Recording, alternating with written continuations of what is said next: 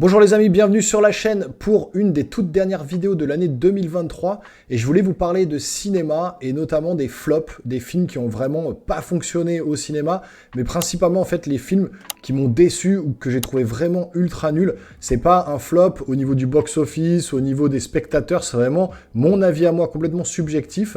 Vous aurez peut-être un autre avis justement, donc vous me direz tout ça dans les commentaires quand vous aurez vu le classement que j'ai fait concernant les films les plus mauvais de 2023, me concernant toujours. Donc j'ai hésité entre une vingtaine de films.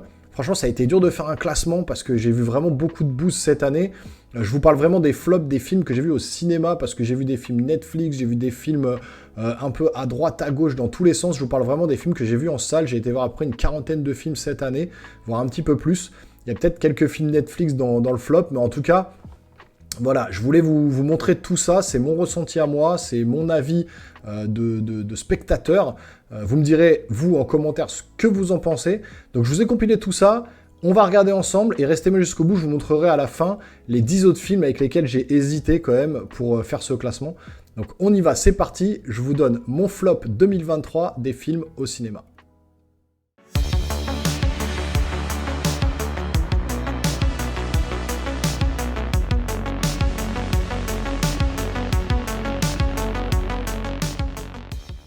Alors on commence tout de suite avec un film de super-héros, un film Disney Marvel.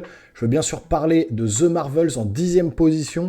Franchement, un film que j'ai pas du tout aimé, qui n'apporte rien au MCU, catastrophique au niveau des effets spéciaux, même si ça s'était un peu amélioré quand même entre le trailer et le film en lui-même. Un ennemi complètement anecdotique, du girl power à 200%, des vannes toutes les 5 minutes, des pouvoirs qui sont pas exceptionnels dans le film, une réalisation moyenne, vraiment du côté, un côté un peu loufoque, et puis Disney Princess en mode comédie musicale, enfin bon, rien n'allait dans ce film, j'ai juste détesté. Donc ce film, The Marvels, arrive en 10e position, pour ma part, vraiment décevant, un des pires films Marvel, je trouve, voire le pire film du MCU. En 9e position, on reste dans les super-héros, un film que j'ai vu très récemment, je vous ai fait la critique sur la chaîne, je veux bien sûr parler de Aquaman et le Royaume perdu, je crois le Aquaman 2, franchement ultra décevant, pareil, effets spéciaux complètement nullissimes. On voit qu'il y a eu des reshoots dans tous les sens, que Ben Affleck a été effacé, ils ont raccroché les wagons comme ils pouvaient, Amber Heard qui devait être effacée de l'écran, qui finalement est plus présente que prévu. L'histoire complètement OSEF aussi, qui n'apporte rien, pas d'enjeu dans ce film-là. Vraiment les effets spéciaux très moyens, et puis l'histoire, je me suis ennuyé 2 heures avec un combat final qui dure 3 secondes et demie. Enfin franchement, rien à garder dans ce film. J'ai même préféré peut-être The Flash justement à Aquaman 2. Mais pour moi, Aquaman 2, vraiment la fin du DCU. Le DCU est mort avec ça. On verra ce que donnera par la suite James Gunn avec son nouveau univers d'ici. Mais alors j'ai vraiment peur. Mais vraiment finir la Snyderverse comme ça, avec ce film-là, Aquaman 2, bah, très décevant. Pour moi, il mérite sa 9e place.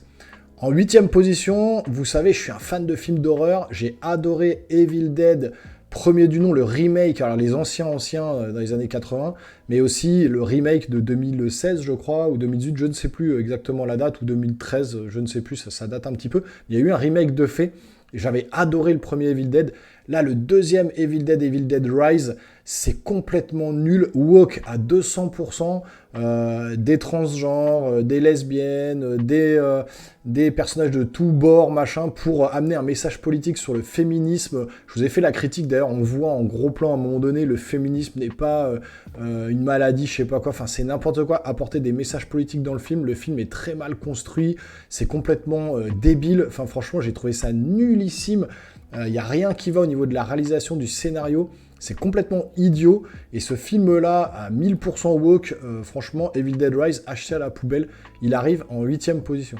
En 7e position, encore un film d'horreur, cette fois-ci un film français, et là, je comprends pas les critiques, ils ont tous été plutôt dithyrambiques, c'est génial, ou on a adoré, faut laisser plus de place aux films français comme ça. Je vais bien sûr parler de Gueule Noire, franchement ultra nul, je me suis ennuyé, j'ai failli partir à la moitié du film, avec des acteurs qui jouent trop mal, franchement, avec Jean-Hugues Anglade, qui a une tête à claque, qui sait pas jouer, il surjoue à fond, Samuel Le Bihan, qui est vraiment un très mauvais acteur, Le Monstre, qui est en carton-pâte, qui vaut rien du tout, Pas de tension, pas de flip dans ce film, du gore, mais vraiment mal fait. Enfin, franchement, acheter vraiment rien à garder dans ce film. Et j'ai pas compris les critiques positives sur ce film.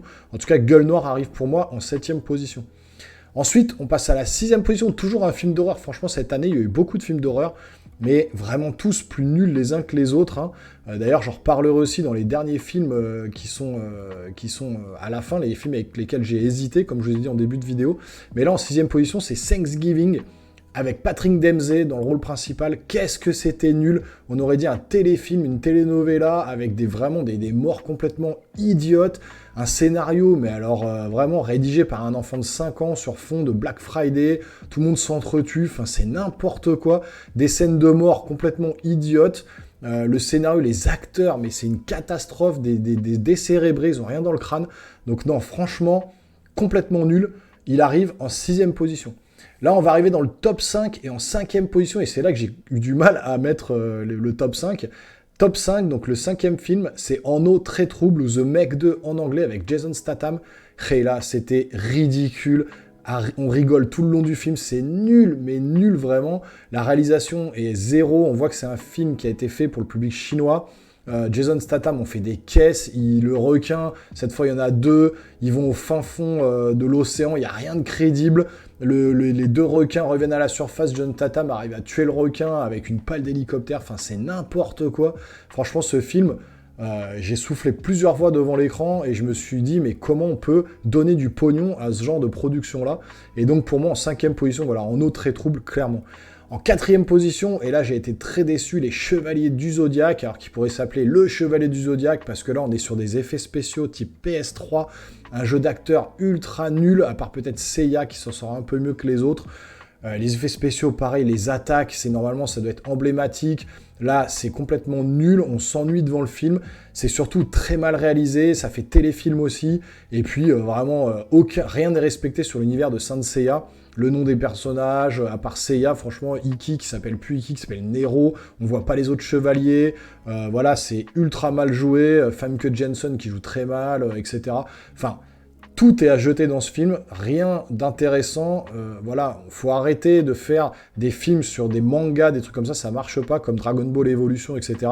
Il faut rester sur des animés quand c'est des animés, des films quand c'est des films. Faut pas s'essayer à ce genre de trucs-là. Peut-être la série One Piece qui a fonctionné, qui était pas trop mal, mais là, les Chevaliers du Zodiaque, complètement raté pour ma part.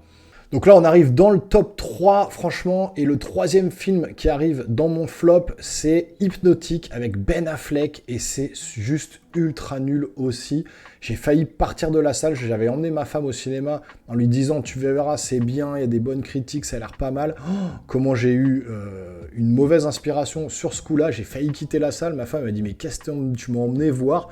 C'était d'une nullité absolue, pareil, un film qui a ni queue ni tête, on comprend tout dès la moitié du film, j'ai compris toute l'intrigue, et franchement, je me suis ennuyé, c'était juste pas possible. Au niveau de la réal aussi, les effets spéciaux sont très mauvais, et puis franchement, le film ne voit rien du tout. Hypnotique, on s'attend à un truc sous hypnose vraiment ultra bien réalisé, ultra bien conçu, et en fait, c'est ultra simple et ultra mal fait. Enfin, voilà, je sais pas, j'emploie des superlatifs d'ultra, parce que là, on arrive dans les ultra nuls, et Hypnotique en fait partie. Clairement, c'était vraiment dans les films de l'année, un des pires que j'ai vus. Et là, on arrive sur la catastrophe, les 2 premiers films. Alors franchement, le 2e film que j'ai mis dans ce classement, c'est Astérix et Obélix, l'Empire du Milieu, un film de Guillaume Canet avec Guillaume Canet. Faut qu'il arrête de faire des films, mais surtout, faut qu'il arrête de jouer dans ses films. C'est ultra mauvais, très mal réalisé, très mauvais effets spéciaux. Il n'y a rien à garder dans ce film. Il a donné tout le pognon du film dans les salaires des acteurs qui jouent dedans, plein de caméos qui servent à rien, des youtubeurs, des rappeurs, des mecs qui sont pas acteurs, qui savent pas jouer. Alors il part en Chine, c'est n'importe quoi, enfin ça... C'est une histoire originale, mais ça n'a ni queue ni tête, c'est mal fait, on passe de pays en pays en 30 secondes, que du décor synthétique, enfin il n'y a pas de décor naturel, c'est qu'en studio, ça se voit, c'est ultra nul, je me suis ennuyé devant ce film, je me suis dit mais comment on peut produire ce genre de film, comment on peut donner de l'oseille à ce genre de film. Donc Guillaume Canet, faut qu'il arrête les films Astérix, il a essayé de vendre son film comme il pouvait, il s'est mis un peu à la hauteur de Alain Chabat avec Astérix et Cléopâtre, mais il lui arrive pas à la cheville, donc franchement, non, très déçu, et un des pires films que j'ai vu cette année. Et le numéro 1, le pire film pour moi de 2023, je me suis dit, mais qu'est-ce que c'est que cette purge? C'est Expendables 4. Alors là, on a atteint un niveau de nullité, j'ai rarement vu ça, pourtant j'adore Stallone, pourtant j'adore tous les films Expendables, mais alors là, il est tombé bien bas, le film a été re-shooté plusieurs fois, remanié, ça devait être un film uniquement sur Jason Statham à la base, finalement, il a mis le mot Expendable pour faire vendre, il s'est vendu dedans, il apparaît 15 minutes dans le film, Stallone. Jason Statham, c'est lui qui prend justement le lead de tout ça, on le ressent, hein, c'est lui qui est le meilleur. Les Expendables qui sont là, les Dolph Lundgren, les Megan Fox, alors elle, la catastrophe, la meuf sait pas jouer, c'est juste une bimbo à l'écran, elle sait rien faire d'autre. Et les Expendables sont nuls à chier dans le film, ils se font capturer en 5 minutes, Jason Statham fait tout le boulot pour finalement revoir Stallone à la fin qui revient 5 minutes à la fin du film. Tout est fait en studio, aucun décor naturel, c'est réalisé avec les pieds, je sais même pas comment Stallone a pu valider ce projet, je pense qu'il avait besoin d'oseille, je vois pas d'autre explication parce que c'est juste une purge, et voilà, de loin, c'est le pire film de l'année 2023 pour moi, mais vraiment de très loin, quoi. C'est juste une catastrophe industrielle, ce film. Donc voilà, on arrive sur la fin du flop 10 des films 2023. Je vais vous montrer un peu maintenant, comme je vous ai dit en début de vidéo, les films avec lesquels j'ai hésité. On va essayer de passer très vite quand même sur ces films-là, mais j'ai pris les pour, les contre, j'ai pesé, voilà, etc. Je savais pas trop comment les mettre dans l'ordre. Et il y a un film notamment, c'est The Flash. Donc The Flash, catastrophe aussi, des effets spéciaux, mais j'ai rarement vu des effets spéciaux aussi mauvais. On attendait beaucoup de ce film-là, il y a des trucs quand même un peu positifs qui ressortent de ce film-là, c'est pour ça que je ne l'ai pas placé dans les 10 films les pires de l'année, mais il en fait quand même partie. Hein. C'est un des films de super-héros les plus mauvais que j'ai vus aussi, mais il y en a d'autres qui le surclassent, hein, The Marvels, Aquaman, etc. Donc j'ai hésité beaucoup avec ce film-là. Ensuite, il y a un autre film de super-héros, Shazam et la rage des dieux, donc Shazam 2. Pareil, juste de l'humour à tout va dans tous les sens, c'est ultra nul, donc j'ai beaucoup hésité avec ce film-là.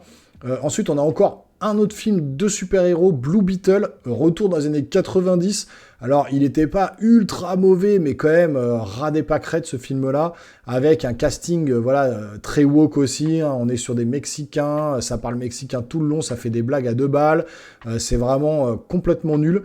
Entre les 10 films que je voulais mettre en premier, ils sortaient un petit peu du lot par 2-3 aspects assez sympas, donc c'est pour ça que je ne l'ai pas mis dedans, mais ça reste un des films les plus mauvais de 2023. Il y a aussi Ant-Man Quantumania avec MODOK, mais pitié, le chara-design de MODOK, je sais pas comment ils ont pu valider ça aussi. Le film, pareil, beaucoup d'humour, des effets spéciaux qui sont quand même ratés, et pareil, un des films Marvel qui a vraiment le moins bien marché cette année-là, mais clairement, Ant-Man Quantumania rentrait dans le top, j'ai hésité beaucoup avec The Marvels, etc., mais voilà, Ant-Man, j'ai beaucoup hésité. Ensuite, on a Barbie, juste woke, 1000%. Alors là, féministe à 200%, les hommes sont tous des salauds, des violeurs en puissance, des connards, etc. J'ai failli quitter la salle, je me suis dit, c'est pas possible, l'homme se fait dézinguer pendant 2 heures. Je vois pas pourquoi je vais rester regarder ce film. Pour moi, c'est purement un film féministe, mais vraiment nauséabond. Et j'ai pas du tout aimé Barbie. Franchement, tout le monde a vraiment adoré. Il y a eu des critiques dithyrambiques sur ce film. Moi, j'ai détesté. Donc, j'ai vraiment hésité à le mettre aussi dans le top. Ensuite, on a Fast 10. Fast 10, faut arrêter. Là, on arrive à la fin du truc. On arrive au bout du bout. C'est du réchauffé, franchement. Vin Diesel qui en fait des caisses et les actions à l'écran, c'est n'importe quoi. Alors, je sais, je me suis fait attaquer dans les commentaires quand je fais la critique. Ouais, tu comprends rien, Phase 10, c'est comme ça, faut pas brancher son cerveau pour regarder. Ouais, ok, mais bon, au bout d'un moment, quand même, quand c'est du réchauffé comme ça commence à tirer la ficelle, c'est un petit peu trop. Moi, Phase 10, clairement, il est dans mon flop de 2023. Ensuite, en film d'horreur, il y en a encore 3. Il y a L'Exorciste Dévotion, woke pareil à 2000% avec des messages sur le patriarcat gros comme une maison.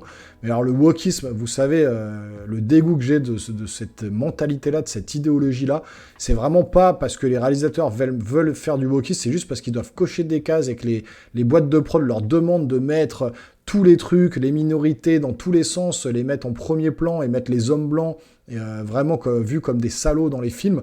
Et si vous regardez les 2 dernières années, tous les films c'est comme ça. Et L'Exorciste Dévotion, c'est clairement ça, c'est vraiment nul. En plus, au niveau de la peur, c'est pas du tout là. On est loin du premier Exorciste, vraiment qui est juste un chef-d'œuvre de Friedkin. Donc franchement, non, celui-là à la poubelle. Ensuite, on a L'Exorciste du Vatican. Alors là, la blague, Indiana Jones rencontre l'exorciste, des grosses blagues potaches. C'est complètement nul, c'est soi-disant tiré de faits réels d'un bouquin du prêtre là, exorciste, mais ultra mal fait, on voit tout venir à 200 km. Pareil, on voit une réalisation ultra nulle, ultra moyenne, enfin franchement rien à garder dans ce film. Ensuite, Saw 10, pareil, du réchauffé, au bout d'un moment, faut arrêter les suites comme ça, j'en ai ras-le-bol de voir au cinéma des suites, des reboots, des remakes, des machins, faites-nous des films originaux, et Saw 10, il n'y a rien d'original, on repart 20 ans avant, pour expliquer pourquoi il a sa maladie, on refait revenir l'acteur principal, parce que dans les derniers films, il était plus là, ça plaisait pas aux fans, donc on le fait revenir, on fait un spin-off, enfin ça a ni queue ni tête, les morts sont absurdes, on peut même pas résister à la douleur qui s'inflige dans le film, ça a aucun intérêt, enfin franchement, Saw 10, pareil, nul. Et le dernier film, Rebel Moon, alors j'ai hésité parce que c'est vrai que j'ai trouvé sympa, mais après en y réfléchissant, en regardant, j'ai vu que c'était ultra woke aussi. Là on est sur les méchants blancs, pardon, tueurs, violeurs, et on a effectivement comme héros principal, une maghrébine, on a un amérindien, une asiatique, un black, on a même un humanoïde, un robot, enfin voilà, on a vraiment toutes les minorités représentées, homosexuels, bisexuels, hétérosexuels, enfin voilà, on mélange tout.